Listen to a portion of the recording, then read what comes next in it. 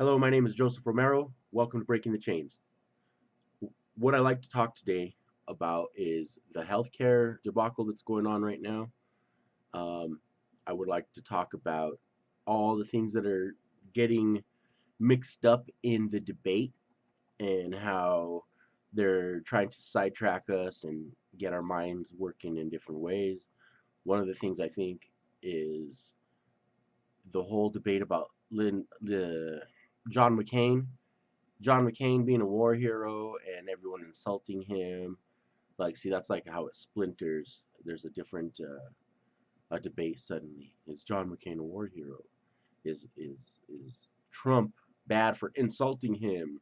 Um, I think those are just sidetrack issues off the main issue of, do we need a Medicare for all system? You have the Republicans throwing these scare bills down our throat to try to sidetrack the debate that's gaining steam, and that's Medicare for all, or a single payer health care system, public option, the improvement and the taking away of income from the for profit industries like the insurance companies, and shifting those funds into the hospitals, the doctors, the nurses, the people who need that money to make people survive and give them medicine. We have to remember the insurance companies do not practice medicine, they just evaluate, and they're like the middleman, and they're the regulators. So what I would say is that that huge force of money that they use to lobby our congressmen, um, could instead be saved in our pockets because we wouldn't need them. And that's the debate we need to be having. I said in the when Donald Trump was elected, one of my hopes was that he would invoke some sort of push for Medicare for all. And I believe that's working. And it's not him that's invoking it. And I don't mean like he was going to be the cheerleader behind it. What I meant was somehow he was going to blunder into it. And being the fact that he's very malleable of a person, he seems to just go wherever the wind blows. If Medicare for all did get steam, those Republicans would be very scared because I think that they would have a chance that he would sign it. He says he wouldn't. He says he wouldn't. He says it's like a curse. But this fool says one thing and then the other. You cannot believe him from day to day. What he says on that thing, he says for this group of people, this bucket of people. And when he says something for out someone else, it's for a specific targeted audience. And all they need to do is hear it. It's kind of like Barack Obama. You know, Barack Obama used to get up there on stage and he would say all these great things the progressives would love about ending wars, about criminal justice, beautiful words. He had a beautiful speech. You'd walk away from there thinking, God, maybe there is hope. Maybe there is a chance. And all Obama was doing was playing to our little buckets. And now you have Trump on the other side, and he has to hit every note of his constituency, which includes racists, bigots, ignorant people, bitter people, and along with other people, I'm sure, I guess, who voted for Trump. But those buckets are getting filled up and they're getting stoked. And as a result, um, I think that that conversation is gaining steam. The conversation of Medicare for all is gaining steam, and the conversation of what the Republicans represent is being exposed. Um, and Donald Trump is doing that because he doesn't know how. I think that he doesn't know how to manage the country, and I don't think that he knows very well about how to lead. And because of that, he's picking fights with everyone. He's instigating a lot. He's stirring the pot, which in one end it is a good thing. I like that he's stirring the pot. I like that he's making shit, like evoking the norms, or he's going above the norm, you know? And in that aspect it's good because it's making people stand for something. And that is truly how, like, a lot of people said maybe Trump would bring on the revolution faster, because unlike the corporate Democrats, they don't stand for shit. They stand for money. And the corporate Republicans stand for money, and Trump stands for money. However, he got in on the backs of the bitter. He got in on the backs of the ignorant, on the backs of the hate. Look at that damn tweet he sent just like a couple days ago about the NFL. How he was like, "Look at all the boos against the team. Great hate." What a fucking thing to say. What a fucking thing to say from the leader of our nation. Great hate. And I'm still studying like Nietzsche, and some of the things that I found in there is that, like, basically he's often mistaken or taken out of context, or people scratch the surface of him and roll with it. And one of the things that I saw about Nietzsche is that he reminded me of the dark side.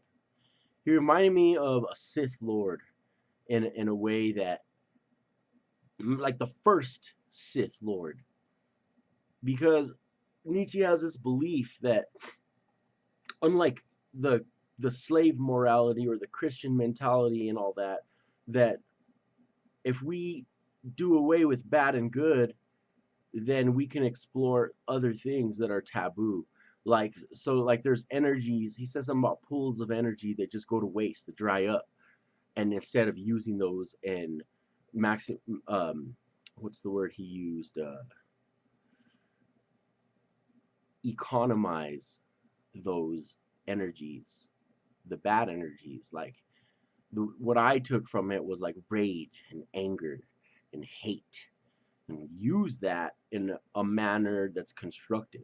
Like, that if you could do that, you're like a master, like the uber human or something. Maybe I know that's one of his other beliefs, but I don't know if that was linked together. But you have to master your thoughts to become uh, and all aspects of it. You can't just suppress them. Now, that is a beautiful way of thinking, in my opinion. I tend to agree that that could be possible. However, I think that people take that and run with it. They don't they don't go into the writings more, the teachings, or they don't go look at historical reference and see how that power's been wielded in the past. Um, I don't think that Trump is a studier of history.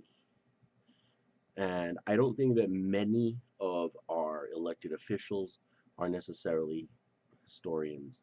I think that they are buffoons and money hungry mouthpieces. And that goes for both sides, in the middle, and in between. If you're in a seat of power, there's a very strong chance that you're just corrupt like fuck, like you're a big ass sellout.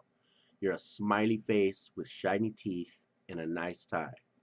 You know, they call it the billionaires club, the millionaires club. All these damn senators. The Congress is full of science deniers and religious zealots.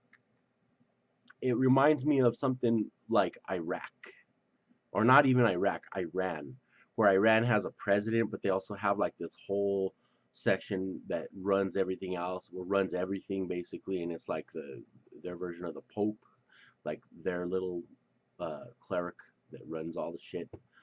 It reminds me that the people here in America are brainwashed. Their mentality is fucked. I talk to people all the time on Facebook and on YouTube and in person, and I get a few reactions from things that I talk about. One is just a complete disinterest. One is a complete shun from the realities of America. Like, if you like another thing, like Trump talking about the NFL, yes, it's a sidetrack issue. However, it exposes the people who are really brainwashed, like in your family, man. Like, I look at some of the people in my family, like, those fucking guys are so disgusting. And I'm like, what are you so enraged about? Like just the other day, I was at your house and you were taking a shit during the national anthem. I didn't see you fucking rushing out to stand up. You know, all these people start freaking out. And I'm trying to like calm some of them down because I love them and I don't want them to act that way. I don't want them to look like a complete idiot. And so like, I explained to them a few things and the reactions I get are like that cognitive dissonance, that woeful blindness where you're just like, ugh. I told someone, you remind me of the good Germans. Like there's some sort of taboo that you're not supposed to mention Hitler. I know Tom Hartman always just hangs up on fucking people when they say like Hitler. That was before Trump, and now Trump wants to. I mean, now Hartman likes to invoke that. And what I say is that that's just a bullshit move anyway. You gotta fucking reference Hitler when Hitler's being played out. You look at all these white supremacists rising up through the vacuum of identity politics. When you see the people defending over and over the ridiculous statements and things that this person is doing, you are looking at a cult. And the Nazis were a cult. The Nazis were a cult. And you may not say, like, there was a guy who is on Facebook, who runs a web page. A real cool guy. He fucking gets me stoked often when he's typing shit out. I've never met him in person. However, this guy is like a Nazi denier. He keeps telling people there's no such thing as Nazis anymore, that we defeated the Nazis and the Nazis don't exist in America. And I'm like, motherfucker, you are blind, you're not paying attention, or you're racist. Like, well, what else is there to say? Like, this guy's got to be a fucking racist if he actually thinks that there's no goddamn Nazis, or maybe he's a Nazi, or I don't know if it's necessarily racist, because like where I say Nazis are racist, in America, they don't have to be the label Nazi. They could be like American Nazi, American supremacists, people who think they're just fucking better than other people of other ethnicities. Like that shit does exist, and like Nazis thought these guys think. They now that I've been studying up a little bit of Nietzsche and stuff, like these guys roll with that shit. They roll with that kind of idea, the surface idea of it. They roll with the fact that they could be higher than others and don't have to give a fuck what they say or do. They could just do whatever they want because there's no consequences for, you're not supposed to hate the eagle for being the eagle, just because you're a bunch of sheep. And I don't agree. I don't agree necessarily with the way they're using this mentality. I saw the same thing with Machiavelli. I saw the same thing that they think in medieval terms, not realizing that they're basically following the guidance of a medieval philosopher, right? That there wasn't many others after him, and and this whole divide and conquer tactics, it's getting old, it's getting ridiculous. And I know I'm going to swing back here around back to healthcare, because the divide and conquer is basically splintering the debate, and they're causing us to put our energies in several buckets. If we could just steamroll through, man, we could just steamroll through. You have to remember, a majority of the people agree that we should have health care, that it should be a right. So there should be a debate about that. Not about John McCain, not about Donald Trump, not about the several other things that are going on right now in the NFL, and the NBA, and all these other people standing up against Trump suddenly, but they weren't standing up with Colin Kaepernick. Anyway, it's not about him getting a job. It's not about anything like that. His protest is about the injustice in America, about the racial injustice against black and brown people in particular. And he took that moment to stand out, and they're just using him. They're using everyone to break up the and distract all the shit. And it's scary because it works. It fucking works. You know, I told someone the other day, I said, once you step out of the matrix, when you step out of the matrix, you could never go back. And you see people concerned with things and you kind of laugh at it, you know, like, I mean, I know people who are extremely cynical that you see them on YouTube all the time. They're you know, like, don't believe in our government whatsoever, don't believe in America at all. Like, they don't believe in power the way it's being wielded today. So they get real cynical. They'll tell you shit about like voting don't matter. Your government's corrupt. They're not representing you. So don't bother. Like this whole don't bother business frustrates me because you have to work within the system you have, and then those people eventually have to change the system from within it. If you change it from without, that's like violent. That's like war, and I don't think that people want that. I think that people like the things that they have and the way the world kind of is thought of, like the thought of the world in a harmonious way. And because they think that way, they don't want that violent revolution because they could die, their family could die, they could lose everything. And then in that same way, if you work from within, there are going to be people who are going to lose power. And there might be people who die. I don't know. You know, like when you shifting power, when like a handful of people own most of the property and land and rights of the country, those few people are going to be harmed, uh, absolutely economically.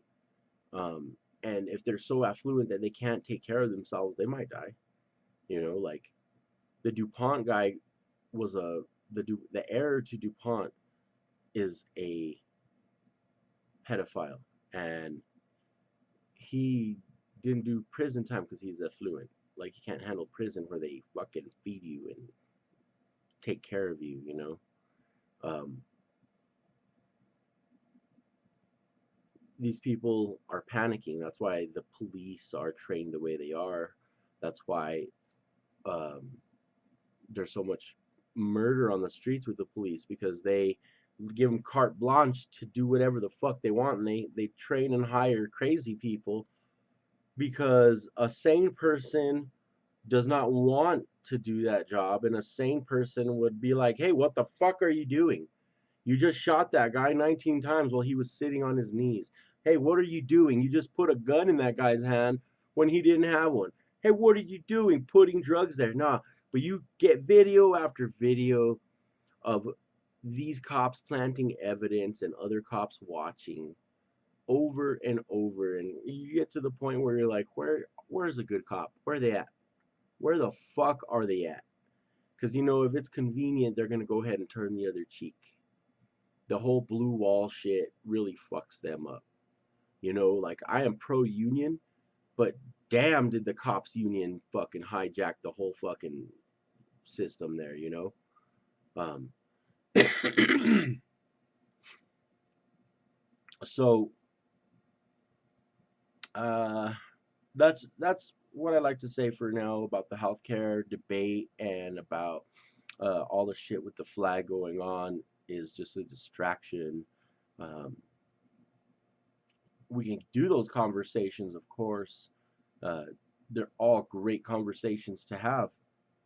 However, remember the target is healthcare, and that's what we want. My name is Joseph Romero, and this is Breaking the Chains. You have a good one.